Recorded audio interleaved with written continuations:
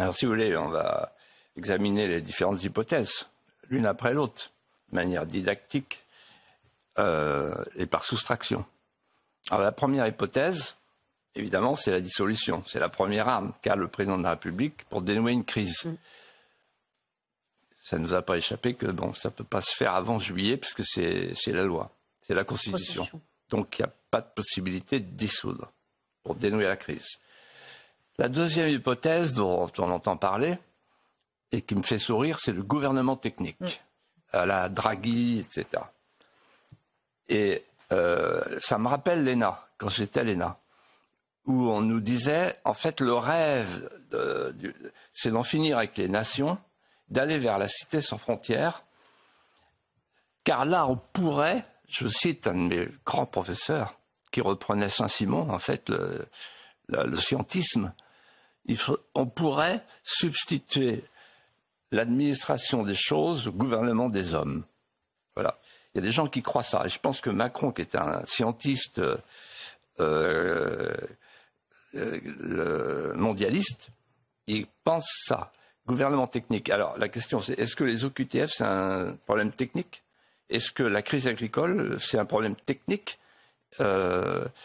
Est-ce que l'insécurité, le laxisme judiciaire, ce sont des problèmes techniques? Non, ce sont des problèmes éminemment politiques. Et donc, l'idée d'un gouvernement technique, ça tient 3 jours. En France, ça ne marche pas. La France le peuple français est un peuple politique, et même métapolitique, et même métaphysique. C'est-à-dire, un peuple métaphysique, c'est un peuple qui dit pourquoi, et non pas comment. Ensuite, alors il reste une autre hypothèse, c'est l'article 16. On voit bien Emmanuel Néron. Voilà, article 16. Mais l'article 16 n'est pas fait pour ça. Donc, à mon avis, à ce moment-là, il court le risque de la forfaiture. Avec une plein pouvoir, hein, l'article 16. Plein pouvoir. Oui, mais c'est en cas dans des circonstances de troubles publics, extérieurs ou intérieurs. Alors, il reste une dernière solution, c'est le départ d'Emmanuel Macron. Et ce départ serait justifié, à mon sens, par plusieurs raisons. La première, c'est que il a abîmé l'État en supprimant le corps préfectoral, le corps diplomatique, l'État régalien. Il l'a abîmé, il n'a pas compris que l'État régalien, c'était l'État fondateur avant l'État-providence, et que l'État régalien ne fonctionne plus. Le ministre de l'Intérieur le sait bien, mieux que les autres. Il l'a compris. Macron ne l'a pas compris. Ensuite, il a abîmé la nation, puisqu'il a voulu transférer la souveraineté de la nation à l'Europe, et il a abîmé la société en la triturant d'une manière indigne. Il a trituré la filiation, la vie, la mort, et il se prépare à faire voter une loi sur l'euthanasie. Et donc, il a échoué. Il a échoué, il n'a pas grandi la France, il l'a abaissée. Ça, c'est la première raison. Et la deuxième raison, c'est qu'il a joué, il a parié sur le front républicain. C'est-à-dire que lui et ses amis, qui aujourd'hui sont en train de hurler dans les couloirs de l'Assemblée, ils ont voulu refaire un cordon sanitaire pour être sûr d'ostraciser le Rassemblement national. Et donc, Marine Le Pen est quelqu'un qui a de l'honneur et qui se sent soutenu par ses 11 millions d'électeurs. Et elle dit, vous nous avez fait le coup du Front républicain, eh ben, je fais le match retour. Bon, j'ajoute qu'elle sait très bien, pour connaître les institutions, comme moi, que la justice, le parquet, n'agit que rarement seul. Donc voilà, ils ont ce qu'ils avaient cherché à faire. Moi, je ne porte pas de jugement. Je dis simplement, inéluctablement, Emmanuel Macron va devoir partir. Pourquoi? Il y a 3 pressions. Inéluctablement? Oui. La première pression, c'est la pression politique. Il va être lâché par ses amis. Ça va commencer dès demain à 16h. Vous allez voir le festival. Déjà, il y a François Copé, etc. Il y a des très gros poissons qui vont quitter le banc de poissons. Ensuite, il va y avoir le peuple, avec les sondages. Les Français vont dire très vite, bon, bah, écoutez, il faut qu'ils s'en aillent. Et troisièmement, et plus curieusement, vous allez voir ce que je vous dis, les milieux économiques et financiers, qui jusqu'à présent l'ont toujours soutenu, mais qui vont dire bah, le spread, etc., c'est pas possible, les taux d'intérêt, on ne sait pas où on va, on ne sait pas si on va investir, il faut qu'ils s'en aillent. Et ils lui diront gentiment, ils iront le voir, ils lui diront, Monsieur le Président, vous avez fait beaucoup pour le pays. Ce serait pour nous une manière de vous remercier que de vous ériger une statue à la sortie. Voilà. Je précise, Philippe de Villiers, que vous avez été l'un des seuls à penser que la censure allait arriver. Depuis le début, vous avez dit, vous allez voir, il y aura censure et chute du gouvernement. Et pourquoi ? D'autres, dites-nous pourquoi. Parce que la politique, c'est aussi physique que la bêtise minérale de la boule de billard. Et quand on connaît le billard, oui, on comprend. Oui. Et moi, je ne connais pas le billard, mais je connais la politique. Il y avait 3 bandes quand même, il fallait suivre. Pour mieux comprendre les raisons derrière cette prédiction, revenons à une interview de Philippe de Villiers sur Sud Radio, où il analysait déjà avec lucidité la situation critique dans laquelle Emmanuel Macron plonge la France. Je vais commencer par évoquer une conversation avec Emmanuel Macron. Oui. La première, après son élection. Là, il me dit que doit faire pour vous le prochain président ? Et je réfléchis et je pèse mes mots et je lui réponds ceci. Je m'en souviens mot à mot. Le prochain président... C'était juste, pardon, Philippe, après son élection. D'accord. Le prochain président sera jugé non pas sur ce qu'il aura changé, mais sur ce qu'il aura sauvé. Et il me dit sauver quoi ? Je dis les murs porteurs dont vous venez de parler. Or, 5 ans après, la vérité est cruelle. Les murs porteurs se sont effondrés, enfin ce qu'il en restait. Et il s'est passé 2 choses que les Français ont sous les yeux et qu'ils ne voient pas encore. D'abord, la déchirure des tissus conjonctifs de la France industrieuse. La SFIO en rêvait, Macron l'a fait. Un pays, la Start-up Nation est en EHPAD, sous perfusion. Et deuxième chose, il a laissé se dresser un mur invisible entre 2 sociétés, la société française de nos civilités et une contre-société invasive, agressive, vindicative et qui veut nous détruire. Voilà le bilan. Et donc, alors certains diront, oui, mais Philippe de Villiers était copain avec Macron. Ça, bon, Macron est venu au Puy du Fou. Oui, c'était une amitié dans la vérité. Mais je lui ai toujours dit ceci. À la première minute de notre première rencontre à la Rotonde, je lui ai dit, vous savez, Monsieur Macron, la France connaît des problèmes graves qui touchent à sa survie. La question de la souveraineté, la question de la sécurité, la question de l'identité. Et donc, si celui qui sera le futur président ne met pas en œuvre une politique de recivilisation de la France mourra. Il m'a dit, mais moi je me sens d'attaque pour ça. Et il venait d'aller à la cérémonie de Jeanne d'Arc. Oui, c'est ça, à Orléans. Donc il a trompé son monde, et là je me suis dit, peut-être qu'il comprend le régalien, et qu'il va habiter le corps du roi. En fait, il n'a rien habité du tout. Et là, aujourd'hui, c'est la catastrophe, puisque le Covid, on s'empêtre, quoi. On voit bien, on s'empêtre. Un jour, il a dit à ses amis à la Maison de la Chimie, il a dit à son gouvernement et à ses députés, on dit que vous êtes des amateurs. Eh bien, demeurez-le le plus longtemps possible. Oui, nous sommes des amateurs. Oui, en fait, nous en sommes fiers. Un aveu merveilleux.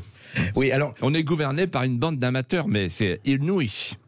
Alors justement, Philippe de Villiers, pour remonter, vous le dites vous-même dans votre livre, mais tout ça ne date pas de Macron. pas du tout pour diminuer ces manques, etc. Et au fond, cette espèce de... Et vous en avez parlé dans votre livre, dans vos livres précédents, mais cette espèce de décomposition française, sans dire on va pas refaire l'historique, mais quand même, on a l'impression qu'à droite comme à gauche, si ça a encore du sens, tous les gouvernements ont participé à cette espèce de poussière sous le tapis, à cette espèce de relais de la patate chaude, avec beaucoup de ferveur. C'est les murs porteurs. C'est ça. Si on prend l'autorité, par exemple, regardez, depuis Giscard, donc on est passé de l'autorité paternelle à l'autorité parentale. Après, on a expliqué, il y a les enseignants, les enseignés, mais 68, on a expliqué, l'autorité spirituelle est devenue la collégialité, c'est-à-dire la décision à laquelle on se rend de ne pas décider ensemble, c'est qu'on se savait être incapable de décider tout seul. L'autorité magistrale, elle a disparu, et l'autorité, comment dirais-je, l'autorité souveraine, oui, l'autorité du souverain, c'est Pékin de prestige, comme on dit dans l'armée. Bon, la sécurité n'est plus assurée, et les milices se développent, les milices privées, notamment de la bourgeoisie française, hein, il faut bien se protéger. Et petit à petit, il y a 200 territoires qui ne sont plus français. 200 territoires. Oui, entre 200 et 300, selon les chiffres puisés à la meilleure source. Et puis, l'identité, elle, est en train de se dissoudre. Jamais je n'aurais pensé, en venant ici à Sud Radio, il y a encore 3 ans, avec vous, André, qu'on serait amené à parler de la lutte des races. Ils en sont là. C'est-à-dire que sous la férule de Assa Traoré qui fait la une du Time, on en est à la lutte des races. Alors ce qui accélère tout, et je voudrais revenir parce que c'est le cœur de mon livre, c'est quand même le numérique. Parce que le numérique accompagne la classe dirigeante dans le contrôle total d'une société en liquéfaction. Et si vous me permettez, je voudrais dire pourquoi j'ai écrit ce livre. Parce qu'un jour, je suis tombé sur un exercice de simulation filmé le 18 octobre 2019.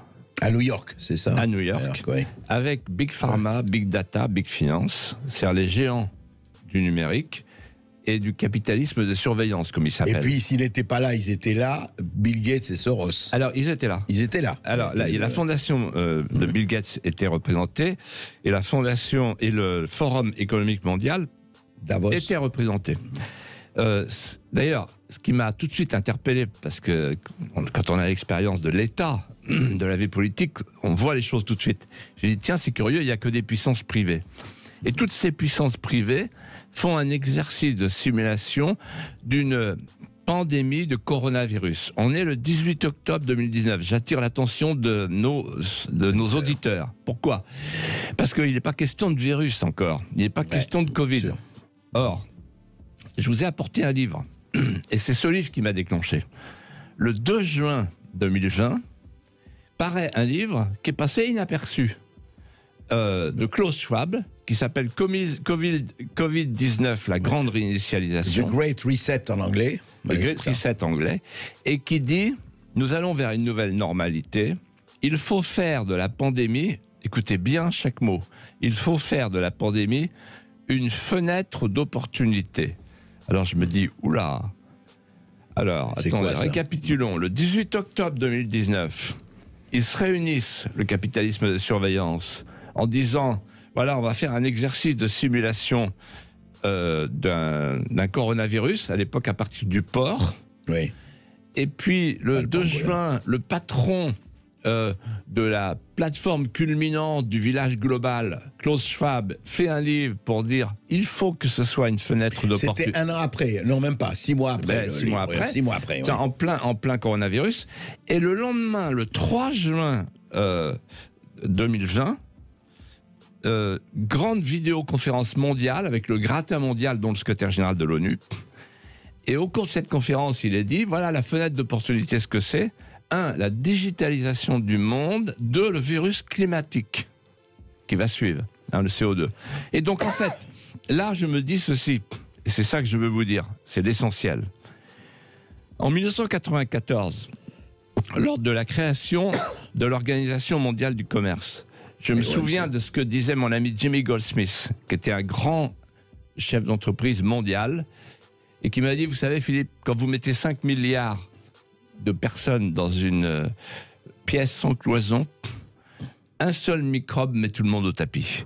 Donc en fait... Il vous l'a dit en 94. En 94. Donc en fait, je résume la situation. Tous ces gens, ce qu'on appelle les élites globalisées, tous ces gens savaient que ce qu'ils voulaient faire, ils voulaient un monde sans frontières, un monde sans cloison, un monde d'un seul tenant. Les uns pour faire un grand marché planétaire de masse, donc par intérêt, et les autres par idéologie, comme dit le pape François, pour faire remplacer les murs par des ponts.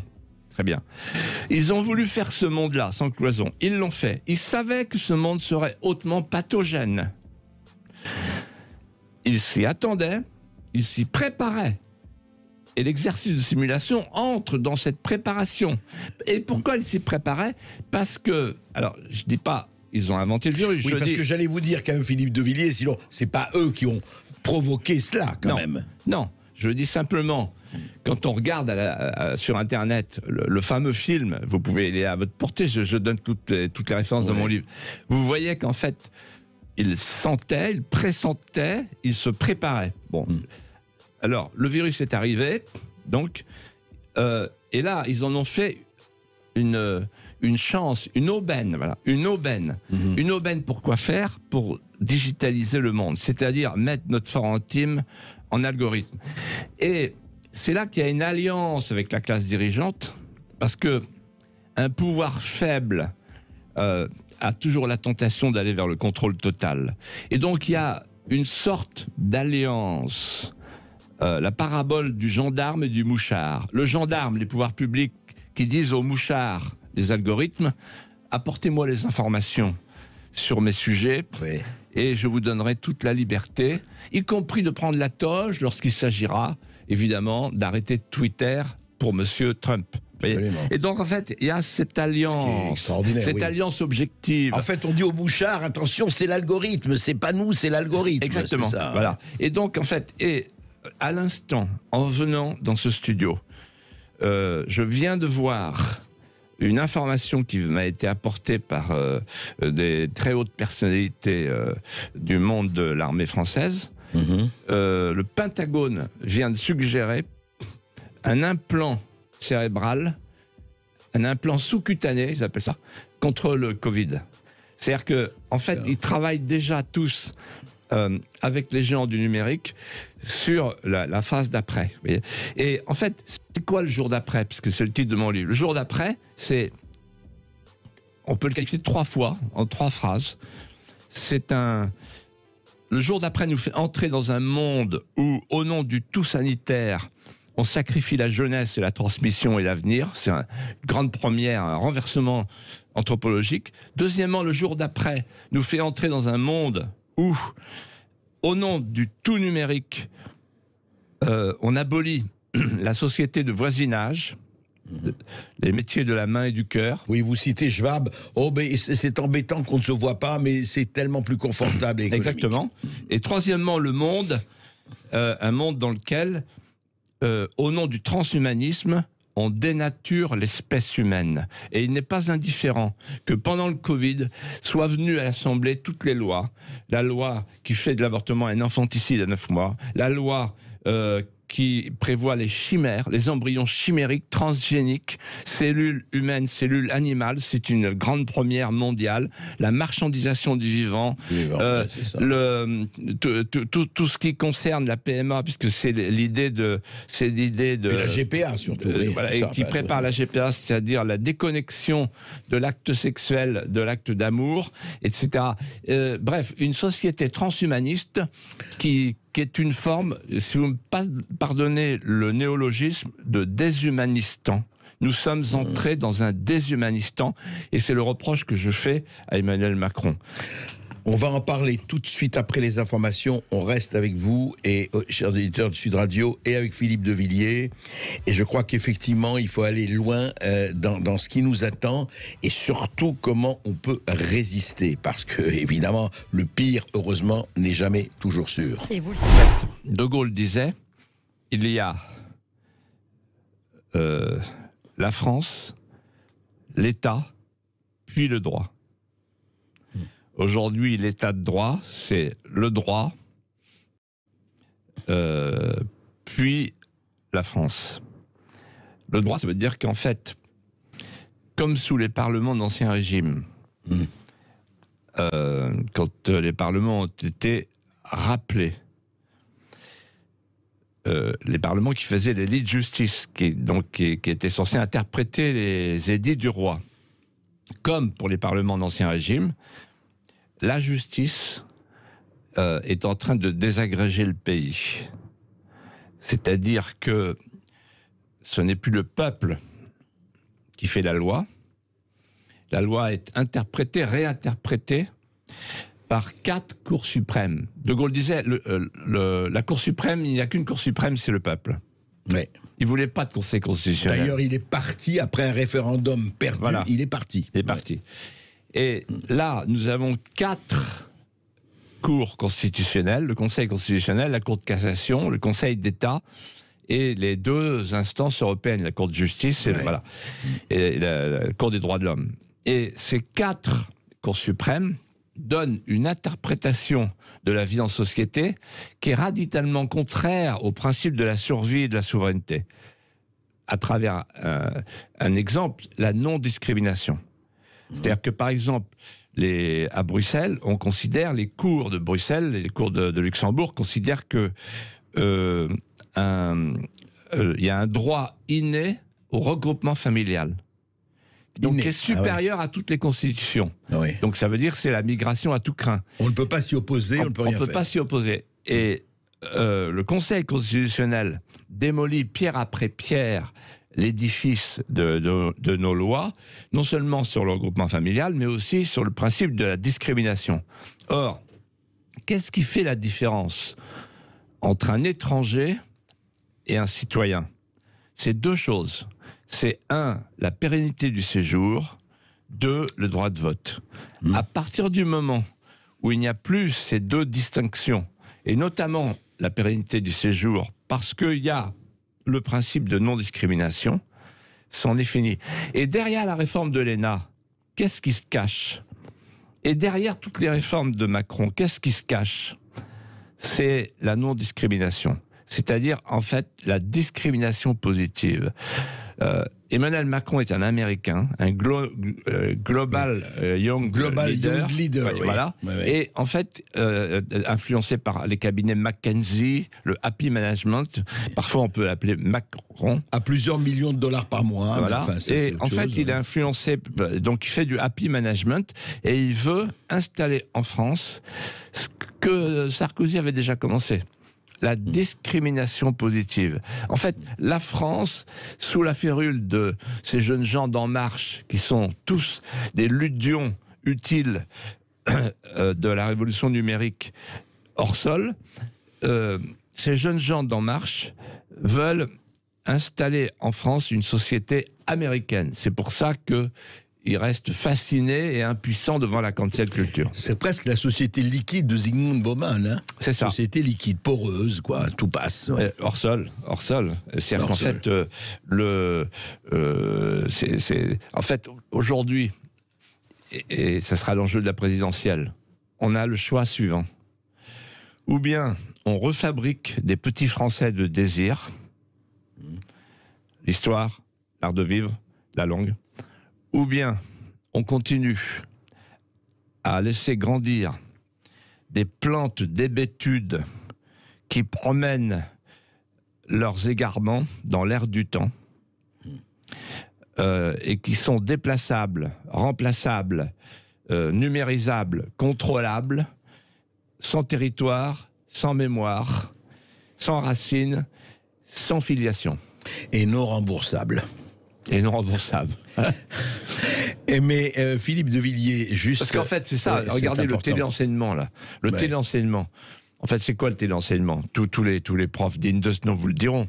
Le distanciel. On appelle ça le distanciel. Oui, alors il y a des profs qui appellent ça le démerdanciel. Le distanciel et le démerdanciel, ça fabrique quoi ? Des crétins digitaux. Voilà. Donc on va vers la France du crétin digital. Ce sera facile à gouverner. Le crétin digital, il est facile à gouverner. Oui. On sait depuis Orwell que tout ça, tous les pouvoirs, en fait, c'est le pouvoir corrompt, mais là, le pouvoir absolu corrompt absolument, y compris les consciences. C'est ça qui est terrible. Oui, absolument. Et justement, alors juste là-dessus, Philippe de Villiers, parlons un peu de... Attendez, lors d'une séance à l'Élysée, devant la French Tech, Emmanuel Macron a eu ce mot, il faut que vous donniez du sens. Donc il a investi la French Tech d'une mission qui tient du messianisme, de la théophanie numérique. Ouais, il faut que vous donniez du sens. Ça veut dire que s'il confie au numérique le soin de donner du sens, il va dans le sens du transhumanisme, c'est-à-dire la distinction entre les essentiels et les non essentiels. Vous connaissez certainement, André, le Time Machine de Wells. Bien sûr. Il disait il y a les Morlocks. Gouvernement technique. Il y a les Eloïs. Les Morlocks, c'est ceux qui vivent sous terre. Est-ce que la crise agricole, c'est un problème technique, à l'idée d'être éblouis par la lumière, et ils travaillent pour les Eloïs, ceux qui ont le droit de vivre sur terre et qui vivent dans la bonne aise. Les hommes supérieurs, les Ubermensch. Alors là, c'est simple, on a tous les métiers de la main et du cœur fermés, tous les indépendants et les indépendants d'esprit, comme par hasard, ceux qu'on ne peut pas tenir en main, et tous ces gens-là sont fermés et probablement condamnés. En tout cas, ils sont condamnés par le numérique, puisque l'idée, c'est de tout mettre en ligne et d'aller vers une société distanciée. C'est ce que dit Klaus Schwab dans son livre. En fait, c'est la France. C'est ceux qui disparaissent, c'est la France de quelque part au profit de la France de n'importe où. Exactement. Anywhere, somewhere. Et alors, ce qui est très intéressant, qui n'a pas été abordé, c'est l'histoire des Khmers verts, qui sont au pouvoir dans beaucoup de villes. Ouais. Parce que eux, ils disent, et Macron est d'accord avec ça, derrière le virus du Covid, oui. Il y a un autre virus, c'est le virus climatique. Et au nom du virus climatique, du CO2, il faut enfermer les gens chez eux. Donc plus de voitures en ville, plus d'avions, la dame de Poitiers, et le budget genré, etc. C'est-à-dire en fait changer de société. Calfeutrer les gens chez eux, c'est-à-dire décroître pour décarboner et transformer la France en un camp de rééducation permanente, avec la mosquée de Strasbourg, etc. C'est-à-dire remplacer les églises par des mosquées, etc.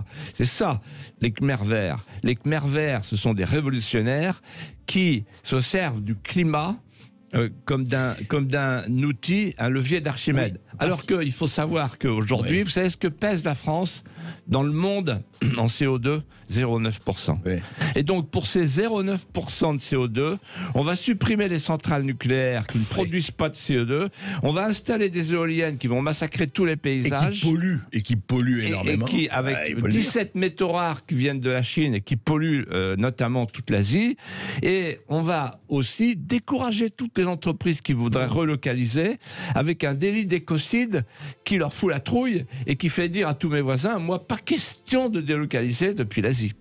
Et ce qui est extraordinaire aussi, c'est qu'ils agitent le spectre de millions de migrants climatiques.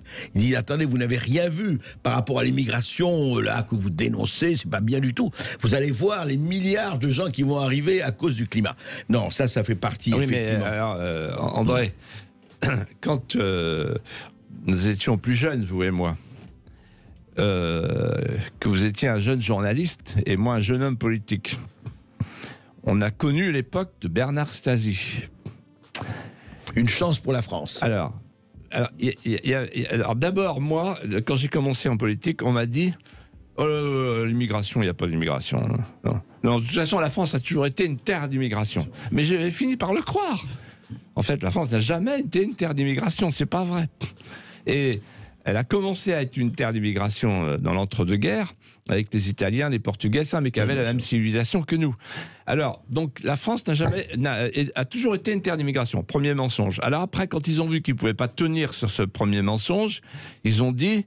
Ah, mais l'immigration est une chance pour la France. Stasi. Voilà. Et donc, l'idée de passer de l'assimilation, qui est dans le Code civil, à l'insertion, à l'intégration. L'intégration, oui. Et maintenant qu'ils voient qu'il y a deux sociétés face à face, alors, ils nous expliquent qu'il n'y a pas plus d'immigrés que ça, et que de toute façon, il va falloir le vivre ensemble. Voilà. Le vivre ensemble. C'est en fait le vivre ensemble. Ça consiste à essayer de faire vivre côte à côte deux civilisations qui ne sont pas miscibles. La civilisation arabo-musulmane et la civilisation christiano-occidentale. Jamais dans l'histoire, elles n'ont pu s'entendre. Sur le même territoire. Donc on est en train d'installer sur notre sol, je pèse mes mots, André, j'espère que les gens m'écoutent et qu'ils tireront les conclusions de ce que je suis en train de dire. On est en train d'installer la guerre civile. Emmanuel Macron, pour sa part, a répondu avec fermeté aux appels à sa démission émanant de plusieurs opposants politiques. Depuis Riyad, où il est en déplacement ce mardi 3 décembre, le chef de l'État a exclu toute possibilité de quitter ses fonctions avant la fin de son mandat en 2027. « Je serai président jusqu'à la dernière seconde », a-t-il déclaré, qualifiant ses demandes de « politique fiction ». Il s'est également exprimé sur la motion de censure déposée contre le gouvernement de Michel Barnier, affirmant qu'il serait inconcevable qu'elle soit adoptée. « Je ne peux pas croire que le RN soutienne une motion de censure du nouveau Front populaire, qui insulte son programme et ses électeurs », a-t-il déclaré, tout en appelant les responsables politiques à privilégier l'intérêt du pays avant celui des partis. Enfin, Emmanuel Macron a réaffirmé que sa priorité était de garantir la stabilité de la nation et qu'il continuerait à exercer ses fonctions avec toute son énergie jusqu'à la dernière seconde de son mandat. Qu'en pensez-vous ? Emmanuel Macron peut-il tenir jusqu'en 2027 malgré la pression politique et sociale croissante ? Faites-nous part de vos réflexions dans les commentaires. À très bientôt pour une nouvelle analyse.